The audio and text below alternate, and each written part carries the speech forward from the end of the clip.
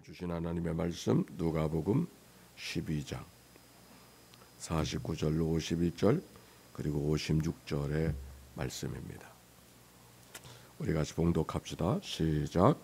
내가 불을 땅에 던지러 왔노니 이 불이 너희에게 붙었으면 내가 무엇을 원하리요? 나는 받을 세례가 있으니 그것이 이루어지기까지 나의 답답함이 어떠하겠느냐? 내가 세상에 화평을 주러 온 줄로 생각하느냐? 내가 너희에게 이르노니 아니라 도리어 분쟁하게 하려 함이로다. 아멘. 56절 시작. 외식하는 자여, 너희에게 선지의 기상은 분별할 줄 알면서 어찌 이 시대는 분간하지 못하느냐? 아멘. 이는 생명의 말씀입니다. 하나님 감사합니다. 한 주간 여러 가지 놀라움, 폭우 때문에 놀라고 또 폭염 때문에 놀라고 또 오늘 보니까 그 폭우 때문에 사고 난 일들이 아직도 정리가 다 안 됐다고 특별히 박천 지역이 그렇다고 하는 이야기가 뉴스에서 들었습니다. 얼마 전에 EBS를 통해서 알프스 산을 이렇게 트레킹하는 것을 보여주었는데 알프스 산은 늘 만년설에 있어서 늘 하얀 이런 모습이었는데 거무틱틱하게 보이더라고. 그 만년설이 다 녹아가지고 예전에 하얗던 산들이 그 녹는 모습 속에 있어서 거무틱틱한 모습이 보여져가지고서 말만 알프스지 그림 속에 그려지는 그 알프스가 아니구나 그런 생각이 떠올랐습니다. 요사이는 100년 만에 200년 만에 뭐 이야기를 많이 하는데 사실은 100년 만에 200년 만에는 100년 만에가 아니라 200년 만에가 아니라 아마 이 지구상의 이 단민족이 겪어보지 못했던 일들을 지금 겪어가는 시간이 바로 요 사이가 아닌가 이런 생각을 해봅니다. 오늘 성경의 말씀은 이렇게 시작하고 있어요. 49절 다 같이 한번 해볼까요? 시작. 내가 불을 땅에 던지러 왔노니 이 불이 이미 붙었으면 내가 무엇을 불을 땅에 던지러 오셨다. 주님이 그렇게 말씀하셨어요. 이 불을 땅에 던진다. 불이라고 하는 것은 구약 성경 속에 하나님의 심판을 의미합니다. 아니 심판만이 아니라 세상의 모든 것을 다 뒤집어 엎을 때 다 태워버리시는 역사를 보게 되는 것이죠. 그래서 구약 성경의 소돔과 고모라 성이 죄악에 관영했던 것을 그들의 불로 심판하셨던 이야기가 성경 속에 기록이 되어져 있어요. 세례 요한도 예수님 앞에서 이렇게 말하기를 하나님 앞에서 나는 물로 세례를 주지만 저분은 성령과 불로 세례를 줄 것이다. 그렇게 말씀하시면서 불이 뭔가를 설명하고 있습니다. 오늘 그런데 예수님이 불을 던지러 왔다. 그렇게 말씀하셨어요. 아마도 이 말씀은 세상의 악과 세상의 죄악을 태워보시고 이 세상을 어떻게 하든지 창조자 되신 하나님의 질서로 바꿔가시려고 하는 그런 하나님의 엄청난 말씀이 이 말씀 속에 담겨져 있는 것이 아닌가요? 그러면서 그것을 가리켜서 한 비유를 들어 설명하는데 세례를 들어 설명하고 있어요. 여기 50절 보세요. 시작. 나는 받을 세례가 있으니 그것이 이루기까지 나의 답답함이 아니겠느냐? 어떠하겠느냐? 여기 불과 세례는 조금 안 맞는 것 같아. 근데 우리의 생각이 안 맞는 거예요. 이 당시의 사람들에게 세례를 받는다고 하는 얘기는 물을 삐우는 것이 아니라 하나님 앞에 죽는다 그런 의미예요. 물은 지금은 세례는 뿌려서 세례하지만 예전에 물속에 장사 지내는 거 아니에요. 물속에 장사 지낸다고 하는 것은 지나간 모든 옛생활 내가 주인 되어 살던 모든 생활을 죽고 하나님이 주인 되어 삶으로 다시 산다. 그 의미가 세례 속에 있는데 바로 불로 세상을 다시 하시겠다는 그 말씀의 이야기가 세례로 비유하고 있는 것을 보면 우리가 세례를 너무 경솔하게 생각하지 않는가 하는 생각을 해보게 됩니다. 그리고 하시는 말씀이 51절 말씀이에요. 다 같이 시작. 내가 세상에 화평을 주러 온 줄로 아느냐? 내가 너에게 이르노니 아니라 도리어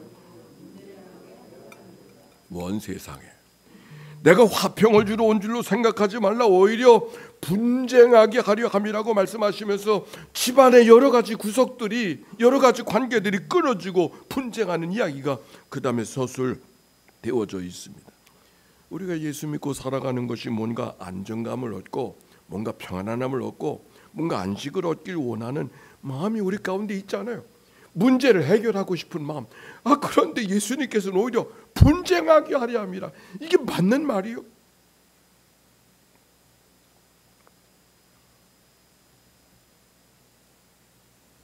사도행전 2장에 보면 베드로가 이제 예수님 부활하신 다음에 설교하는 장면이 기록이 되어져 있는데, 너희가 십자가에 죽은 예수를 하나님이 살리시어 예수를 주와 그리스도가 되게 하셨다. 그 말씀을 설교하니까 사람들이 뭐라고 합니까?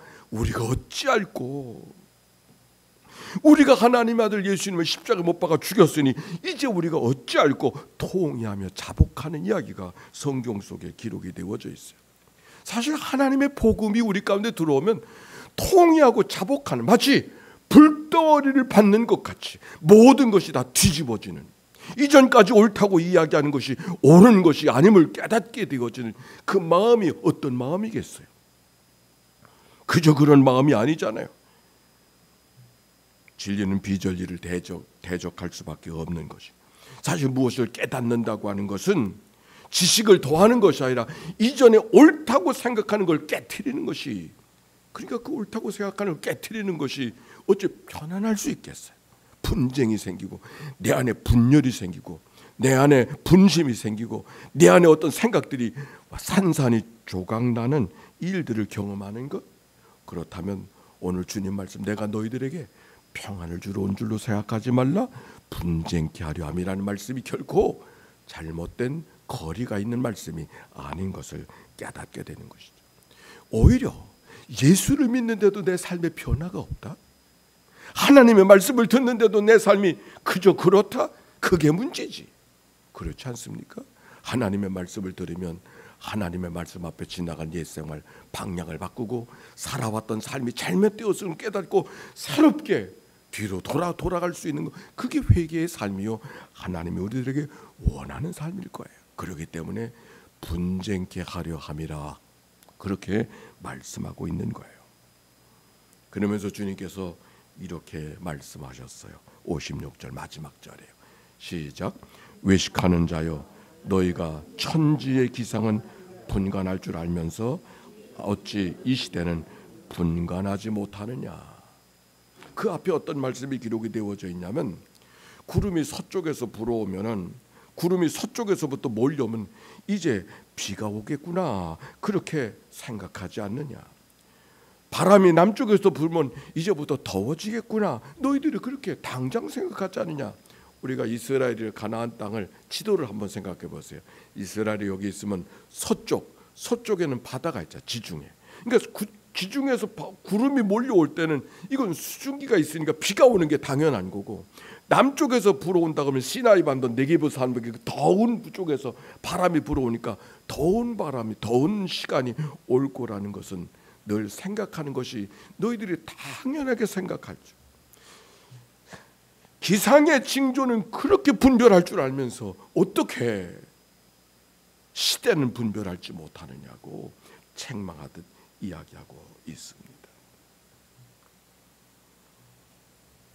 새로 된 교황께서 어느 날 제가 먼저 그 얘기를 들어보니까, 세상이 종말을 향하고 가고 있으니까 회개하십시오, 이런 얘기를 교황이 된 다음에 제일 먼저 했던 것을 기억합니다.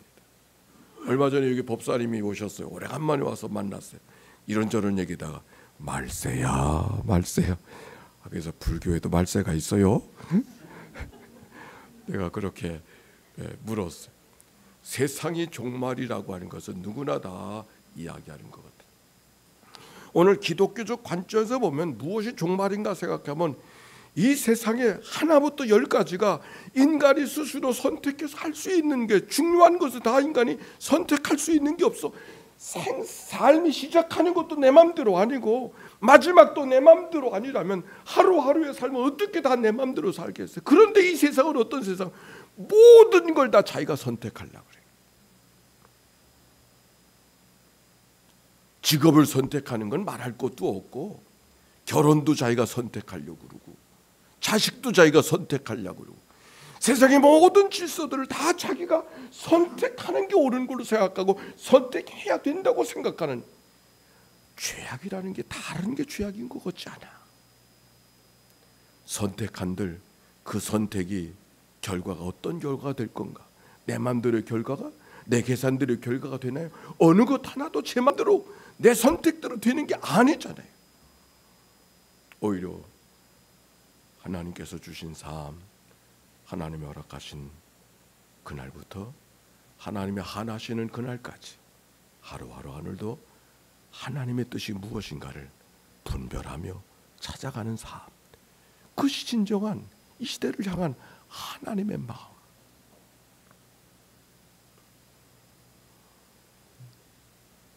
오늘 성경은 불이 온다고 하는 말씀이 아니라, 그렇기 때문에 하나님의 심판의 불이 오기 전에 너희들이 먼저 분별할 줄 알아야 된다. 시대를 분별할 줄 알아야 된다. 살아가는데 너무 분주해서 분별하고 말고 할 시간이 없습니까? 그래도 우리는 주님의 말씀 분별하며 살아야 된다. 이소우화 가운데 이런 우화가 있어요. 두 나그네가 갈림길에서 길을 두고 다투다가 길잡이를 만났습니다. 이 길이 안전합니까? 저 길이 안전합니까? 묻자 길잡이가 이렇게 대답했습니다. 이 길이 중요한 게 아니라, 이 길 저 길 길이 중요한 게 아니라 내가 당신들과 함께 있는 게 중요하다고. 응?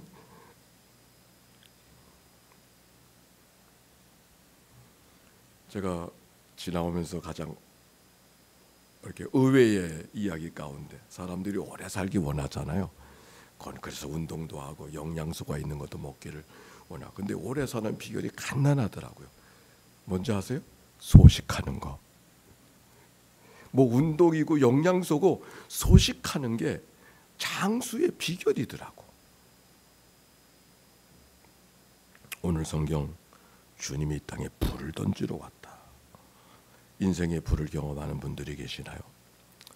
왜 이 불이 내게 왔느냐고 묻기보다 이 불은 내게 무엇을 말하고를 원하고 있는가?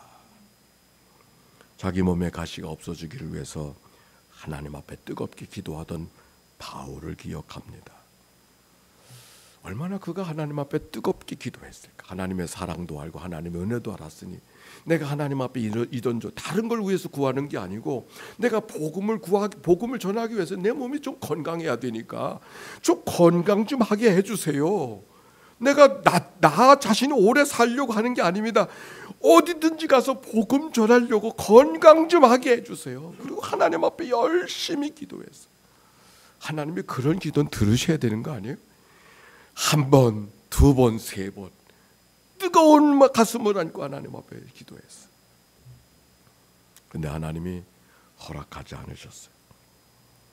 그런데 그 은혜를 고린도후서 12장에 기록하고 있습니다. 내게 이르시기를 내 은혜가 내게 족하도다. 이는 내 능력이 약한 데서 온전하여짐이라. 그러므로 내가 그리스도의 능력에 머물게 하려고 더욱 기쁨으로 나의 여러 약한 것들에 대하여 자랑하겠다고.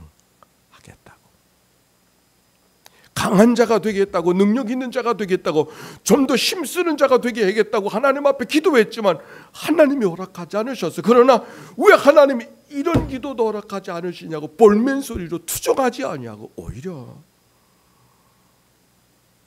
하나님의 능력, 내 힘으로 사는 것이 아니라 하나님이 공급해 주시는 능력으로 살게 하시려고 나를 약한 자로, 부족한 자로, 연약한 자로 살게 하셨다고 하는 하나님의 또 다른 은혜가 바울의 마음을 우울하게 한 것이 아니라 더 기쁘게 만들었다고 하는 바울의 고백. 오늘도 하나님의 뜻을 구하며 한 걸음 한 걸음 또 한 주간을 살아가게 될 겁니다. 하나님은 불을 선포하신 하나님 앞에 불같은 사건들이 찾아올 때마다 하나님은 내게 무엇을 기대하고 계시는가를 분별하면서 하나님과 더불어 승리의 삶 주 안에 살아가시기를 주의 이름으로 축원합니다.